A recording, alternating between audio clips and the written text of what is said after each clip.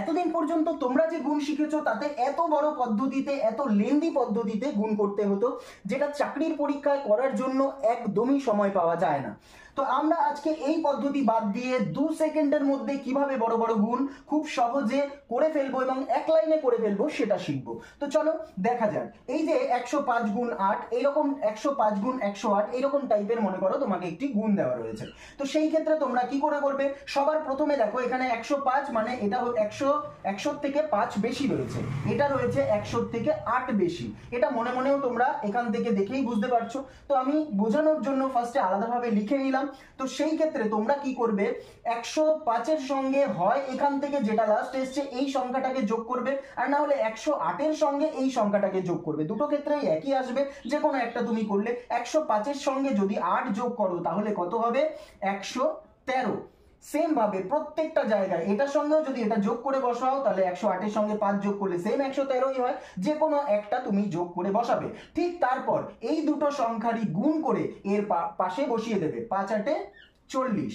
এখানে দেখো সেম উত্তর এখানে চলে এলো। এই পদ্ধতিতে তোমরা খুব সহজে গুণ করতে পারবে। চলো আরো দুটো একটা প্র্যাকটিস করে নি, এটা হচ্ছে সঠিক পদ্ধতি। আরো চলো দুটো একটা প্র্যাকটিস করে নি। মনে করো তোমাকে গুণ করতে দিয়েছে 109 গুণ 107, গুণ করতে দিল। তো কিভাবে তোমরা গুণ করবে? সবার প্রথম কাজ, এখানে 100 থেকে 9 বেশি আছে, এখানে 100 থেকে 7 বেশি আছে, তাহলে আমরা যে কোনো একটার সঙ্গে যোগ করে নেব।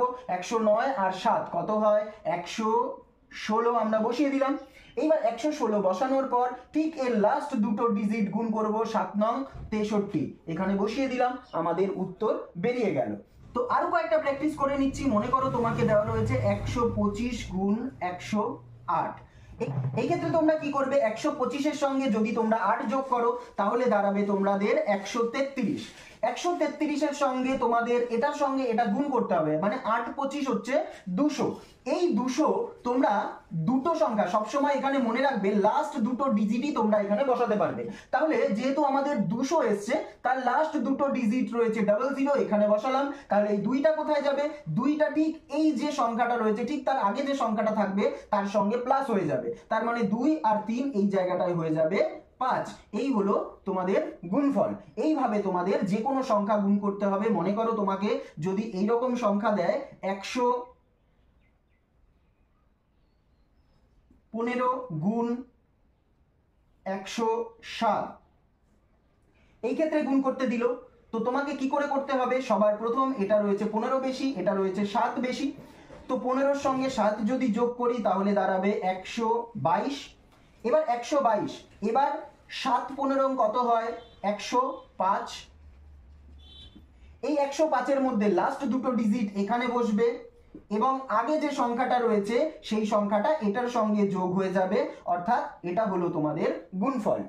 মনে করো তোমাকে 95 এর সঙ্গে 97 গুণ করতে বললো। তো সেই ক্ষেত্রে কি করবে? আগেরটা যেরকম 3 সংখ্যার ছিল, 100-র বেশি কত ছিল আমরা দেখেছিলাম। এখানে দেখো 100-র কম রয়েছে, তাহলে এটা 100-র থেকে কত কম রয়েছে? এটা রয়েছে -5। এটা 100-র থেকে কত কম রয়েছে? এটা রয়েছে -3। তো সেম ভাবে আগের মতো এই সংখ্যাটার সঙ্গে এখানে যে সংখ্যাটা রয়েছে সেটা মাইনাস করে দেবো। তো 95 থেকে যদি 3 মাইনাস করো তাহলে কি হবে? 92। বা সেম ভাবে এটার থেকেও যদি -5 করো সেম 92 আসবে। এবং এই দুটো সংখ্যা গুণ করব, 3 5 15 হয়ে গেল আমাদের গুণফল। এইভাবে যদি আরো সংখ্যা তোমাদের দেওয়া হয়, মনে করো তোমাকে দিল 89 × 95, এই যে সংখ্যাটা দিল তোমাকে করতে হবে এটা কত কম? -11। এটা কত কম? -5। আমরা এখান থেকে যদি 5 মাইনাস করি তাহলে দাঁড়াবে 84। এবার 5 11 55, তাহলে আমরা এখানে বসিয়ে দেব 55। এটাই হলো আমাদের গুণফল। যদি কখনো গুণটা 2 সংখ্যার সঙ্গে 3 সংখ্যার হয় তখন কি করবে?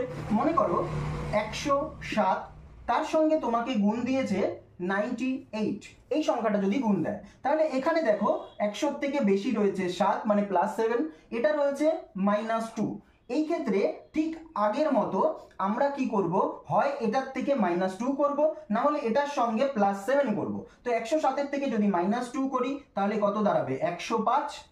এইবার এখানে যেহেতু মাইনাসে রয়েছে তাহলে এই দুটো যদি আমরা গুণ করি তাহলে দাঁড়াবে কত 7 দুগুণে 14। সবসময় মনে রাখবে এই যে সংখ্যাটা রয়েছে এরপরে দুটো ডিজিট তোমরা জিরো বসিয়ে নেবে। দুটো ডিজিট জিরো বসানোর পর এই 7 দুগুণে 14টা এর থেকে মাইনাস করে দেবে। এটা যেহেতু মাইনাসে আসছে সেই জন্য এর থেকে মাইনাস করে দেবে। তাহলে সংখ্যাটা দাঁড়াচ্ছে কত 6 8 4 0 1।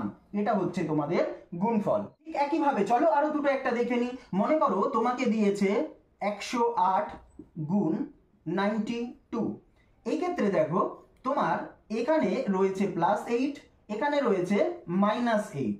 তো সেম ভাবে তোমরা কি করবে, এটার থেকে যদি 8 মাইনাস করো তাহলে দাঁড়াবে 100।